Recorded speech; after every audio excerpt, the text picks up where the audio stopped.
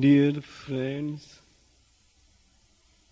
dear brothers and sisters, dear distinguished professors and deans, here we are all seekers. We are sailing in the same boat, the boat that carries us to the golden shore of the beyond. Nothing gives me a greater sense of satisfaction than to be of dedicated service to the seekers, for I am also a seeker, an eternal seeker, a seeker of the infinite truth and light. As you know, I am advised by my esteemed friend, Dean Foster, to speak on the meaning of discipleship today. This is the most significant subject, and therefore I offer him my gratitude heart. Now, who is a disciple? A disciple is a seeker, a truth seeker. Who is a disciple? A disciple is a lover. He is a heaven lover. Who is a disciple? A disciple is a server. He is an earth server. Who is a disciple? A disciple is a fulfiller. He is a God fulfiller. The meaning of discipleship today. Now, if you want to know the meaning of discipleship, we have to focus our concentrated attention on the role of a disciple. The role of a disciple is quite simple. Of course, if we follow the path of the heart and not that of the mind. The role of the seeker is to give what he has and what he is. What he has is an inner cry. This cry is birthless and deathless. He offers this birthless and deathless inner cry to his Pilot Supreme for his infinite light, eternal peace and immortal bliss. What he is a devoted and soulful instrument. He wants to help mankind see the beauty of the infinite in the very heart of the finite. He wants to unite earth's helpless cry, and heaven's endless smile. He takes it as its bounden duty to serve both Mother Earth and Father Heaven. Undoubtedly, he is a chosen instrument of the Absolute Pilot Supreme, here to manifest the eternal truth is his constant cry, constant hunger.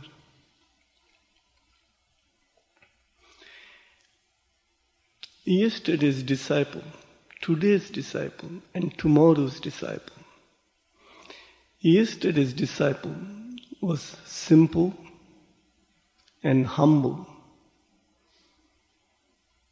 Simplicity was his outer life, humility was his inner life. Simplicity and humility inundated his entire being. Today's disciple is complicated and argumentative. Complication and argumentation reign supreme in his life, day in and day out. Tomorrow's disciple will be the fastest spiritual runner. His code of life will be to run and become and run. He'll run in order to succeed. He'll become in order to proceed. At times he will run and reach the goal. At times the goal will come to him. When he reaches the goal, he will be blessed with the transcendental pride of the Absolute Supreme. And when the goal reaches him, he will immediately sit at the feet of the Absolute Supreme with his heart's soulful gratitude sea. In days of yore, the disciple was advised and encouraged by the master to renounce the world. Renunciation was taught right from the beginning when the seeker, the disciple, came to the master. The Vedic seers of the hoary past and also the Upanishadic seers offered a supreme message to the world at large. Renounce through renunciation. Enjoy through renunciation. Teno tyakteno bhunjita. Everybody wants to enjoy, for satisfaction is a paramount need. Now they came to realize that satisfaction can be achieved only through renunciation. There is no other way. This world of ours gives us things that do not last. Their life breath is very short. Sooner than the soonest, everything dies. So they taught their disciples not to run after material objects. Everything here is an illusion. Nothing can last and nothing will last permanently. What is the use of running after things that will not last for good? So the students were taught the message of renunciation. Then there came a time when the message needed some transformation. 20th century and a few centuries before, the sages, the seers, the spiritual masters have come to realize that acceptance of life is of paramount importance, not rejection. If we renounce the world, if we renounce the body, vital, mind and heart, then what are you going to do for our beloved Supreme? We say we love God, We say we want to please Him. If you want to please Him, if you want to fulfill Him, how can we reject or renounce the world? This world of ours, as it is, must be accepted. First we accept, then we transform. Needless to say, this world is far, far from perfection. But unless and until we accept the world, we touch the earth arena, we touch the sufferings, the pains, the imperfections of the world at large, how are you going to change the face and fate of the world? Therefore, we must needs accept the world. Our mind is full of doubts, worries and anxieties and so forth. Our mind has to be transformed. Our vital quite often is destructive. We have to have a new vital which is dynamic.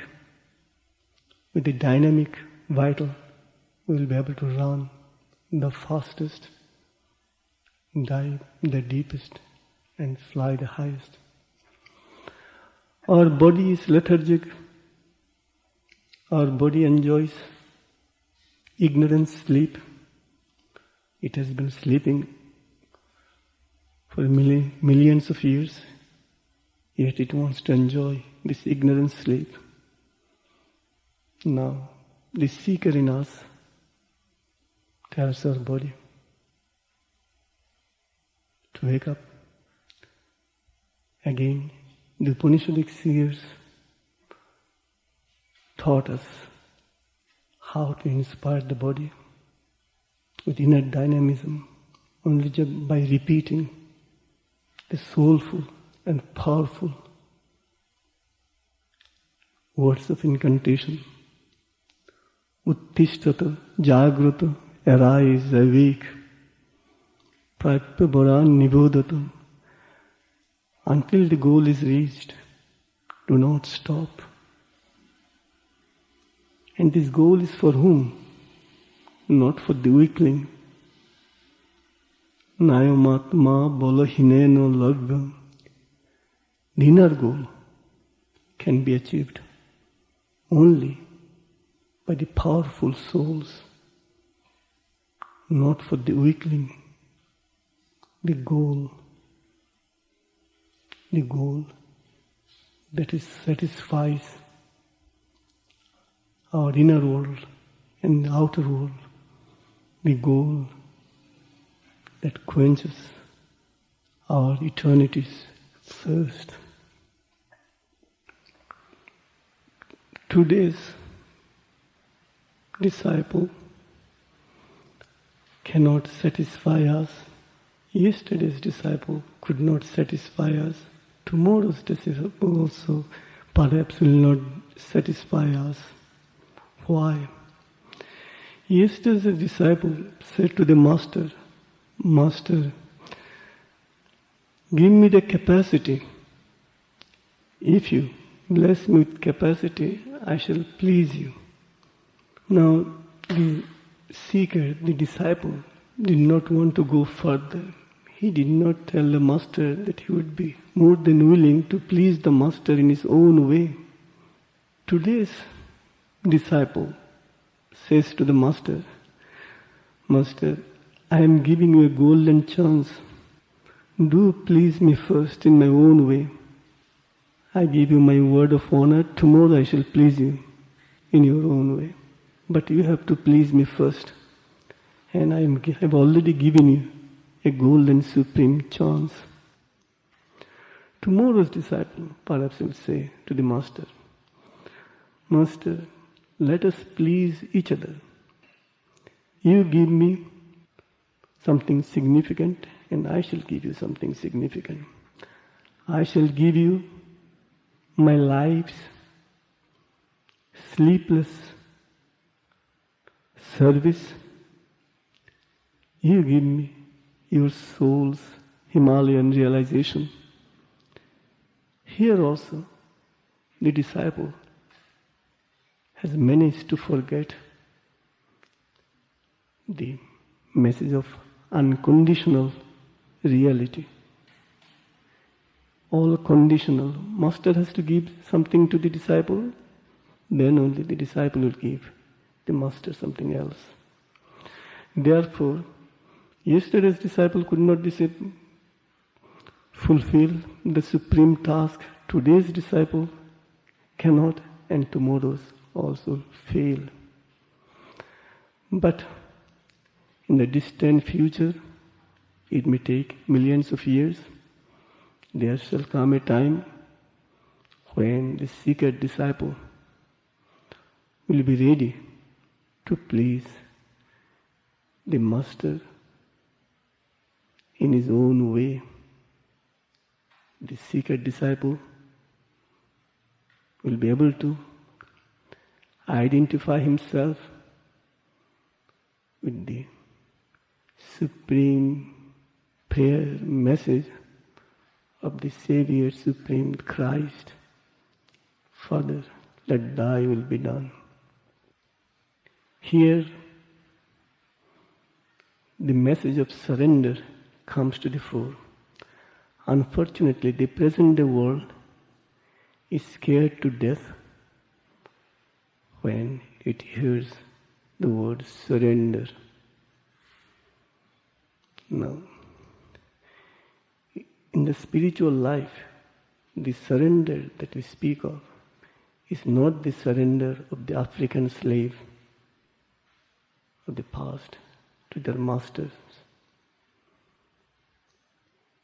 It is the recognition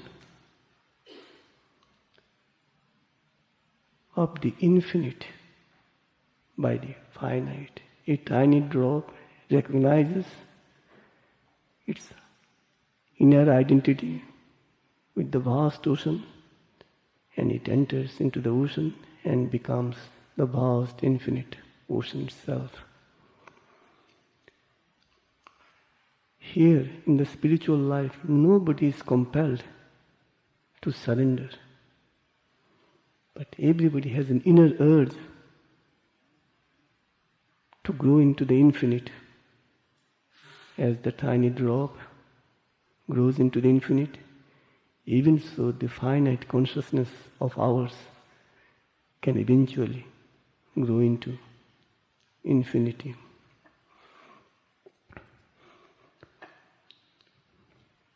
Surrender and freedom are always at daggers drawn, but if we dive deep within, we feel there is no difference between the two terms, between the two concepts, between the two so-called realities. They are this obverse and reverse of the same coin. Before we accepted the spiritual life, we enjoyed freedom in a special way. We fulfilled or wanted to fulfill our earthbound desires. We felt perhaps we had the capacity and potentiality to be another Napoleon or Alexander the Great or Julius Caesar, to voice forth, I came, I saw, and I conquered. This is at least the positive way of looking at the reality. Otherwise, if it is a negative way, then we would have cherished and admired deep in the inmost recesses of our heart the destructive message of Hitler and Stalin. Now, we entered into the spiritual life. The desire-bound life we gave up. We enjoyed freedom.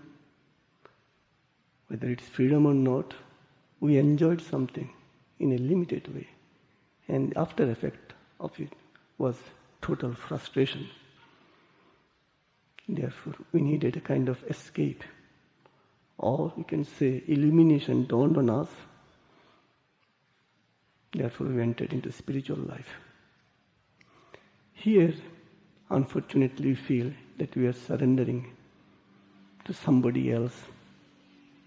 We have no freedom of ours. But I used to say, freedom is always there.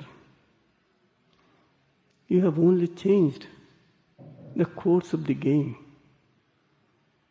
Previously you wanted to fulfill yourself.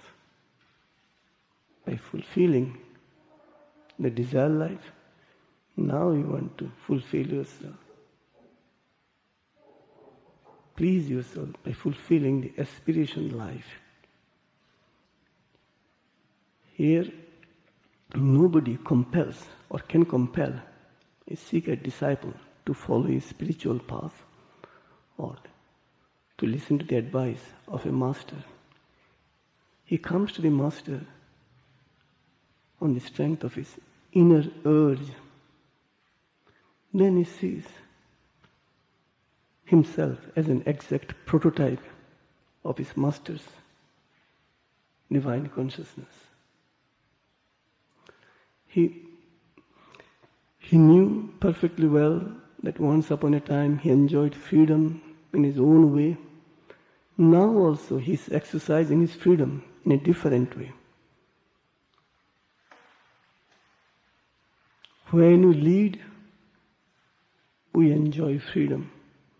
Again, when we consciously, soulfully, deliberately, and unconditionally follow, we enjoy another kind of freedom.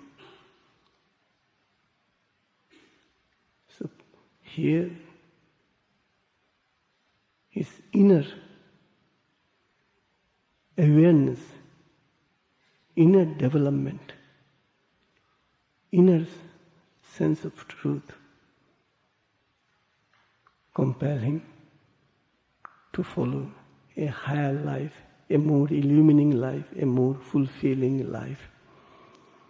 Therefore, the question of surrender does not arise at all. Only a new kind of freedom he enjoys. He is enjoying a new kind of freedom. He follows his own higher reality.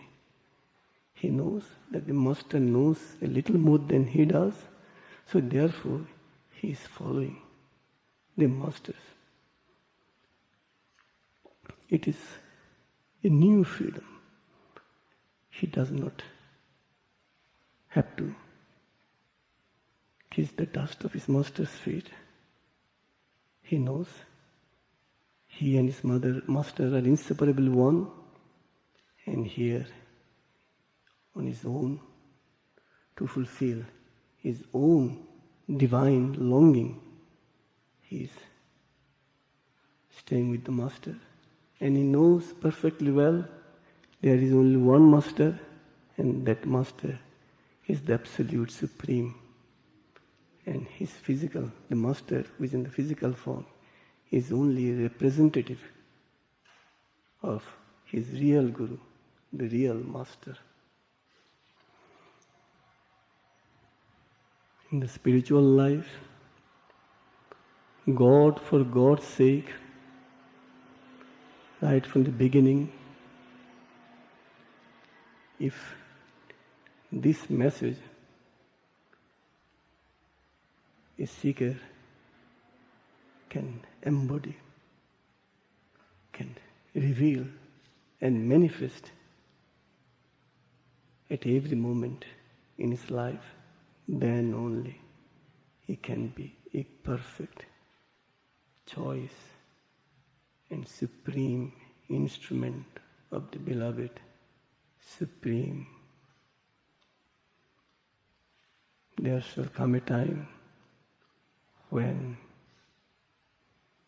our Mother Earth will be inundated with the seeker disciples who will carry the banner of unconditional surrender, which is nothing other than conscious and constant, inseparable and unconditional divine oneness with one's Master.